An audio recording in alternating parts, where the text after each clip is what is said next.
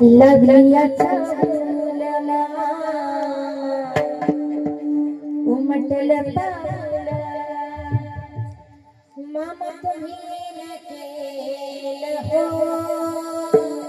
टाकळी गावे मामा तुम्ही केलं हो तुमच्या येण्यानं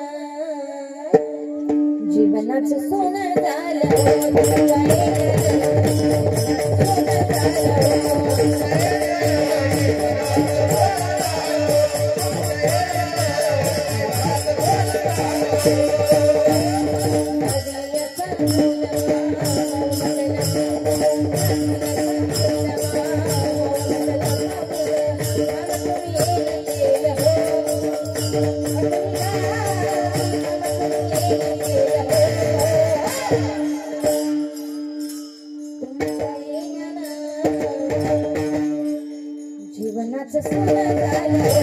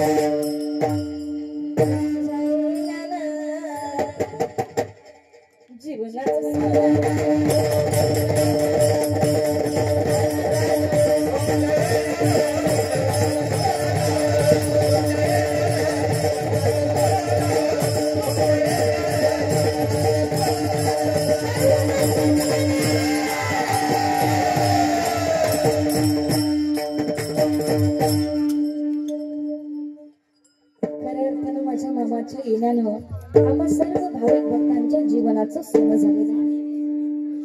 आज या माझ्या मामाची पालखी आपल्या गावामध्ये येऊन 6 दिवस झाले। 6 दिवसापासून संपूर्ण टाकळी गाव नवे संपूर्ण टाकळी परिसर पंचक्रोशीतील सर्व भाविक भक्त मामाच्या दरबारामध्ये येत आहेत। माझ्या मामाची आतोनात सेवा करतायत। मामाची सेवा करायला आम्हा सर्व भाविक भक्तांना मिळते आमचं अहोभाग्य आहे। कारण देव असंच कुठेही जात नाही, बाळू मामा असंच कुठेही जाणार नाही। ज्या ठिकाणी माझ्या मामाची आतुरतेने वाट पाहिली जाते बाळू मामा त्याच ठिकाणी जातात। आज ही कीर्तनाची सेवा ज्यांच्या मार्फत माझ्याकडे सुपूर्द करण्यात आली ते असणारे बग्याचे कारभारी जे यशवंत दादा सुरनवर असतील, प्रथमतः त्यांच्या चरणी मस्तक ठेवते। आपल्या गावातील पालखी इथपर्यंत आणणे आणि इथून पुढच्या गावापर्यंत पोहोचवणे हा सगळा कार्यक्रम आणि या कार्यक्रमाचे आयोजक संयोजक नियोजक प्रथमतः सर्वांच्या चरणी मस्तक ठेवते। याच्यामध्ये वैयक्तिक मी कुणाचंच नाव घेणार नाही, कारण प्रत्येक जण या कार्याकरता आदबत आहे, कष्ट करत आहे। इको बंद करा म्हणून प्रत्येकाच्या चरणी मस्तक ठेवते। कीर्तनकार या नात्यानं अल्पसा परिहार द्यायचा या न्यायानं आज माझ्या कीर्तनाला गोड अशा मृदंगाची साथ करणारे माझे गुरुबंधू हबप सुनील महाराज पंचाळ दादांच्या चरणी मस्तक ठेवते। त्याचबरोबर नामदेव महाराज पांचाळ दादांच्याही चरणी मस्तक ठेवते। माझ्या समवेत आलेले आमचे गोड मृदंगाचार्य जे राशीन पंचक्रोशीचं भूषण आहे, जिथे वैष्णवीताई असतील तिथे आमचे प्रमोद महाराज, आमच्या प्रमोद महाराज पालवी दादांच्याही चरणी मस्तक ठेवते. त्याचबरोबर गोडशे गायनाचार्य माझ्या समवेत आलेले श्रीहरी महाराज सायकर दादांच्याही चरणी मस्तक ठेवते. माझ्या समवेत आलेले माझे पती आहेत, जे आमच्या हंगेवाडी गावचं भूषण आहे, युवा कीर्तनकार आहेत, गायनही गोड करतात आणि मृदंगही गोड वाजवतात. जिथे ऊने पडेल तिथे आमचे महाराज साथ देत असतात, म्हणून महाराजांच्याही चरणी मस्तक ठेवते. त्याचबरोबर गायनाची साथ करण्याकरता संदीप महाराज पांचाळ दादांच्याही चरणी मस्तक ठेवते. त्याचबरोबर श्रीकांत महाराज आहे, दादांच्याही चरणी मस्तक ठेवते. लहान लहान बाल गोपाल टाळकरी आहेत, सर्वांच्या चरणी मस्तक ठेवते. आपल्या पंचक्रोशीमधील सर्व ह भ प महाराज मंडळी, कारण गायन सम्राट, कीर्तन केसरी, लग्गी सम्राट, मृदंग सम्राट ह्या पदव्या आम्ही लावून घेतल्यात, पण सगळ्यात श्रेष्ठ पदवी जर कुठली असेल तर ती ह भ प हरिभक्त परायण. या पदवीपेक्षा श्रेष्ठ कुठली पदवीच नाही. ही पदवी ज्यांच्या ज्यांच्या नावासमोर लावलेली आहे अशा प्रत्येकाच्या चरणी मस्तक ठेवते. विनेकरी बाबा आहेत, बाबांच्याही चरणी मस्तक ठेवते. गोड अशी साऊंड सिस्टीम ज्यांची सिस्टीम वाले दादांच्या चरणी मस्तक ठेवते. दादा फार घासा बसलेला आहे, मग आता कीर्तन कसं करायचं हे तुमच्याच हातात आहे फक्त. दादांच्याही चरणी मस्तक ठेवते. गोड असा आवाज दिलेला आहे, शेवटपर्यंत मला असाच आवाज द्या अशी तुमच्याकडे आशा व्यक्त करते. त्याचबरोबर कीर्तनाचं शूटिंग होत आहे. कीर्तनाचं शूटिंग बाळूमामांचा भक्त पालखी क्रमांक बाळूमामांचा सेवक पालखी क्रमांक 12 या चॅनेलवरती शूटिंग होत आहे. काहींच्या मनामध्ये प्रश्न पडला असेल, छोटासा मोबाईल आहे त्याच्यावरती काय शूटिंग व्हायचंय आणि सबस्क्रायबर किती असतील. अगदी आपल्याही मनामध्ये प्रश्न उठला असेल. बघा, बाळूमामांची दादा कृपा काय असते, अवघ्या 8 महिन्यामध्ये 1,54,000 सबस्क्रायबर आहे. सिल्वर प्लेचं बटन त्याला मिळालेलं आहे अवघ्या 8 महिन्यामध्ये, जे मोठमोठ्या चॅनेलवाल्यांना मिळालं नाही. ते एका छोट्याशा 9वीच्या लेकरानं करून दाखवलं. कारण मामांची कृपा काय होते ते त्याच्याकडे पाहून आम्हाला कळतं. बाळूमामांचा सेवक पालखी क्रमांक 12 आमचा रोहित दादा शूटिंग करतोय, त्याच्याही चरणी मस्तक ठेवते. त्याला साथ आमचे काका देतात, काकांच्याही चरणी मस्तक ठेवते. बाळूमामांच्या मेंढ्यांमध्ये अहोरात्र सेवा करत असतात. त्याचबरोबर आमचे बाबा चांडोळकर बाबा आहेत, बाबांच्याही चरणी मस्तक ठेवते. माझ्यावरती नितांत प्रेम करणारा माझा प्रत्येक मेंढके बंधू प्रत्येकाच्या चरणी मस्तक ठेवते. आचारी दादा असतील, पुजारी दादा असतील, बाळूमामांची सेवा करणारा प्रत्येक भाविक भक्त प्रत्येकाच्या चरणी मस्तक ठेवेल. आई समान, बहिणी समान असणाऱ्या माता भगिनी, वडिलांसमान, भावासमान असणारे सर्व पुरुष वर्ग सर्वांच्या चरणी मस्तक ठेवते. आम्ही इथपर्यंत आल्यापासून आमच्या मावशींनी फार अशी सेवा केलेली आहे. ह्या सगळ्यांच्या चरणी मस्तक ठेवते आणि कीर्तनाला सुरुवात करते. विठ्ठला विठ्ठला.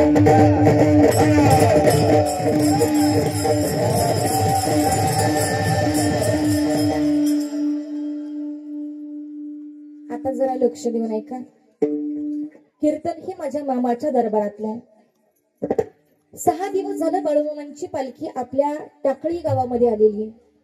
पण मला असं वाटतं काका, अजूनही काहींना दरबारातला नियम कळालाच नाही. 6 दिवस झालं पालखी होऊन पण अजूनही जर काहींना नियम कळाला नसेल तर आता कान उघडे करून ऐका. माझ्या मामाच्या दरबारातला नियम. माझ्या मामाच्या दरबारात कुणाला बोलवलं जात नाही, कुणाला आमंत्रण दिलं जात.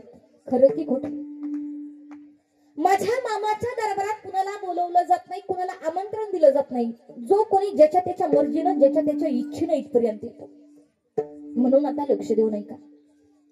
माझ्या मामाच्या दरबारात कुणी लहान नाही, कुणी मोठा नाही. मामाच्या दरबारात कुणी गरीब नाही, कुणी श्रीमंत नाही. माझ्या मामाच्या दरबारात कुणी वेडा नाही आणि कुणी शहाणा नाही. प्रत्येकाला माझ्या मामाच्या दरबारात समान न्याय दिला जातो. म्हणून प्रत्येकानं इथल्या नियमांचं पालन हे करायचे आणि करावंच लागेल. माझ्या मामाच्या दरबारातला नियम आहे, तुम्ही अभंग कोणत्याही संतांचा घ्या, पण चरित्र मात्र माझ्या बाळूमामांचंच सांगावं लागतं. म्हणून अभंगाचा सरळ सरळ भावार्थ सांगून माझ्या मामाच्या चरित्राकडे वळणार आहे. तुम्ही आवर्जून कीर्तन ऐकलंच पाहिजे असा कुणालाच आग्रह करणार नाही. तुम्ही आवर्जून कीर्तन ऐकलंच पाहिजे असा आग्रह करणार नाही. पण ज्याला कीर्तन ऐकायचे त्यांनी समोर बसा. ज्याला कीर्तनात व्यत्यय आणायचं असेल, बडबड करायची असेल, गप्पा मारायच्या असतील, याच्या त्याच्यावर टीका करायची असेल तर आत्ताच उठून गेलं तरी काही अडचण. विठ्ठला विठ्ठला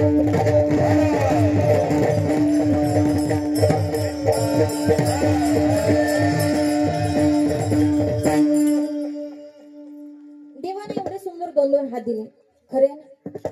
किती पैसे दिले देवाला? दिले का? नाही ना दिले. एक गोष्ट लक्षात घ्या, देवानं एवढे सुंदर दोन दोन हात दिले, एवढं सुंदर मुख दिले, हातानं टाळी वाजलीच पाहिजे, मुखानं भजन झालंच पाहिजे. विठ्ठल विठ्ठल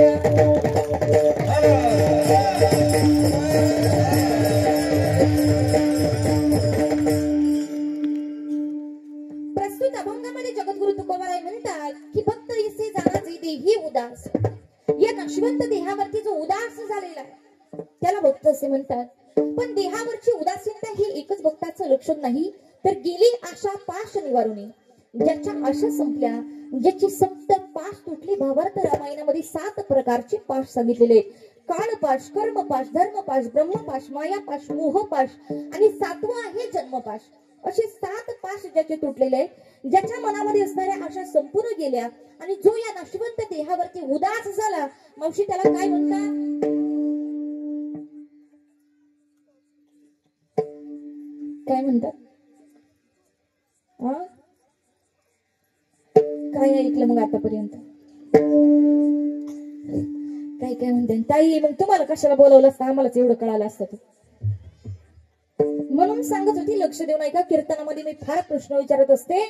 जो या नाशिवंत देहावरती उदास झाला, ज्याच्या आशा संपल्यात, ज्याचे सप्त पाश तुटलेत, त्याला भक्त असे म्हणतात. भक्त इसे जाना जे देही उदास, गेले आशा पाश निवारुनी. अशा भक्ताचा एकच विषय झालेला आहे, तो म्हणजे नारायण. विषय तो त्यांचा झाला नारायण. अशा भक्ताला जन आवडत नाही, अशा भक्ताला धन आवडत नाही आणि अशा भक्ताला स्वतःची माता पिता सुद्धा आवडत. तुम्ही म्हणाल तरी जन का बरं आवडत नाही? बाबा, जन ही हिताचे किंवा जन ही सुखाचे आणि दिल्या घेतल्याचे. तुम्ही गावकऱ्यांच्या मनासारखे 1000 गोष्टी करा, गावकरी काही वाईट म्हणणार आहेत का? गावकऱ्यांच्या मनासारखे 1000 गोष्टी केल्या, गावकरी तुम्हाला चांगलं म्हणतील. पण त्याच गावकऱ्यांच्या मनाविरुद्ध फक्त एकदा वागून बघा. एकदा का तुम्ही त्यांच्या मनाविरुद्ध वागला, 1000 वेळा मनासारखे केलेल्या गोष्टी गावकरी विसरून जातील. पण ही गोष्ट जर का मनाविरुद्ध केली, तीच गावकरी आपल्याला नावं ठेवायला मोकळे होतात. तीच लोक असतात पण नावं ठेवतात. म्हणून जन न आवडे. तुम्ही म्हणाल ताई ठीक आहे, जन नका आवडू द्या, पण भक्ताला धन आवडायला पाहिजे. खरे ना बाबा? पण माझे तुकोबाराय म्हणतात, तुमचे येर वित्त धन ते मज मृतिके समान. भक्ताला धन आवडत नाही. तुम्ही म्हणाल ताई ठीक आहे, भक्ताला जनही नका आवडू द्या, भक्ताला धनही नका आवडू द्या, पण भक्ताला स्वतःचे माता पिता आवडायला काय म्हणणं आजी? ह्या तुम्हीच आजी. भक्ताला माता पिता आवडायला पाहिजेत का नको? माता माऊल्यांना काय म्हणणं आहे तुमचं? भक्ताला आई वडील आवडले पाहिजेत. आता आमचे मृदंगाचार्य भक्त झाले, खरे ना?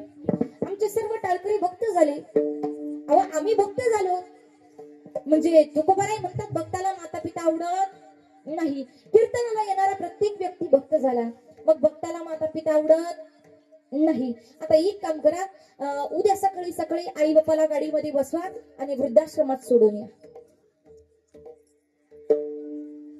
जमेल का? अहो, माझ्या तुकोबारायांना सांगायचं एक, पण लोक दुसराच अर्थ घेऊन जातात. तुकोबाराय म्हणतात भक्ताला माता पिता आवडत नाही, पण कोणते माता पिता भक्ताला आवडत नाही? लक्ष देऊन ऐका.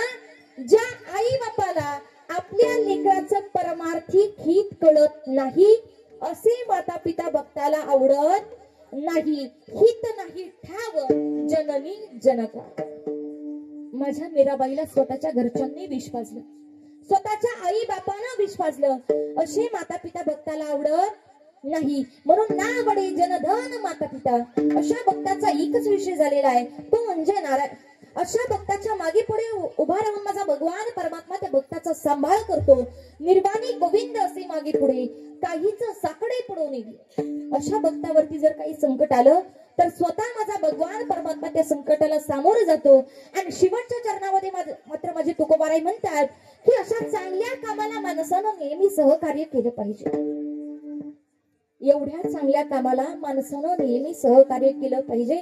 म्हणजे बाबा काय म्हणणं आहे तुमचं? चांगल्या कामाला माणसं आडवी जातात का? जातात. टाकळी गावातली जातात. आपल्या गावात चांगल्या कामाला आडवी जाणारे माणसं आहेत का? अहो तुमच्याही गावात आहेत, माझ्याही गावात आहे. हा चांगल्या कामाला आडवा जाणारा माणूस प्रत्येक गावात आहे. प्रत्येक गावामध्ये चांगल्या कामाला आडवा जाणारा माणूस आहे. माझ्या तुकोबरायांना म्हणून सांगावं लागलं की माणसानं चांगल्या कामाला सहकार्य केलं पाहिजे. जर तुकोबरायांच्याच काळात चांगल्या कामाला आडवी जाणारी माणसं नसती तर माझ्या तुकोबरायांना अभंगाचा गाथा पाण्यात बुडवायला सांगितलं असतं का? खरं सांगा बरं. नाही ना. म्हणजे चांगल्या कामाला आडवी जाणारी माणसं त्यावेळी होती, आताही आहेत आणि इथून पुढेही असणार आहेत. भैया कितवीला आहे रे तू? ही लाल जर्किंग वाला चौथीला आहे. बाळा नाव काय तुझं? प्रवीण. नीट बस की मांडी घालून. बाळा प्रवीण, तुमच्या घरी गाय आहे का रे? तू पाहिली का गाय?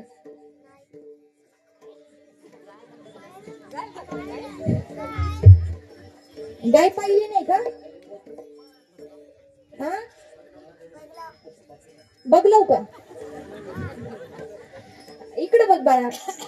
गाय कशी असते रे? अशी उभी असते का आडवी असते? हुशार आहे पोरग. प्रवीण हुशार आहे. बाळा उभा राहा. अच्छा उभा. बाळा गाय कशी असते? उभी की आडवी? आडवी. म्हैस कशी असते? शेळी, मेंढी, कुत्रा, मांजर, माणसं. हुशार पूर्व. बस बाळा खाली. आता दृष्टांताचा भाग सोडून द्या, सिद्धांत घ्या. देवानं 84 लाख योनी जन्माला घातले. किती किती बाळा? 84 लाख योनी जन्माला घातल्या, पण देवानं सगळे योनी आडवे जन्माला घातले. फक्त माणसाला एकट्यालाच देवानं उभं जन्माला घातलं.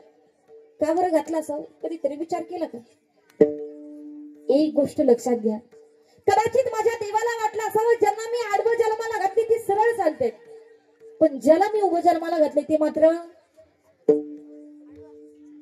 जर ह्यालाच आडवं जन्माला घालवते ही किती आडवं लागल.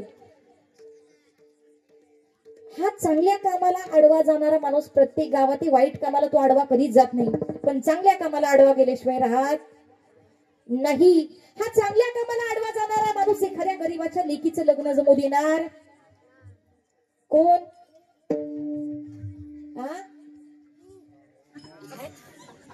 बाबा त्यांना सांगितलंय का कीर्तनात बोलायचं नाही?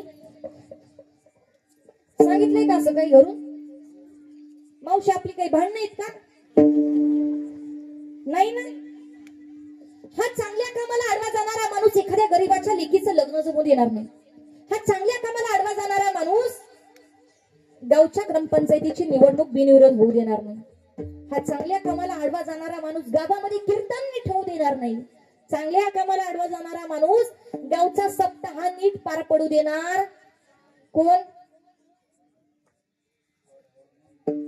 मी येऊ का तिथे माईक घेऊन? बोलत चला ना. काय म्हणणे बाबा? एवढा सुंदर माझ्या बाळूमामांचं कार्य चालू आहे बघा. तुकोबराय म्हणतात एवढं चांगलं कार्य चाललंय, आपल्याला नाही सहकार्य करता आलं अजिबात मामा नाराज होणार नाही. तुम्ही एवढ्या मामाच्या कार्याला नाही सहकार्य केलं, मामा अजिबात नाराज होणार नाही. पण तुम्ही जर का माझ्या मामाच्या कार्याला आडवे गेलात मग मात्र तुम्हाला इथे तिथे जागा नाही, थेट नरकात जावं लागेल. तुका म्हणे सत्य कर्मा भवे साह्य, दातलिया भय नरका जाणे. विषय तो त्यांचा झाला नारायण, नावडे जनधन माता पिता. विठ्ठल विठ्ठल.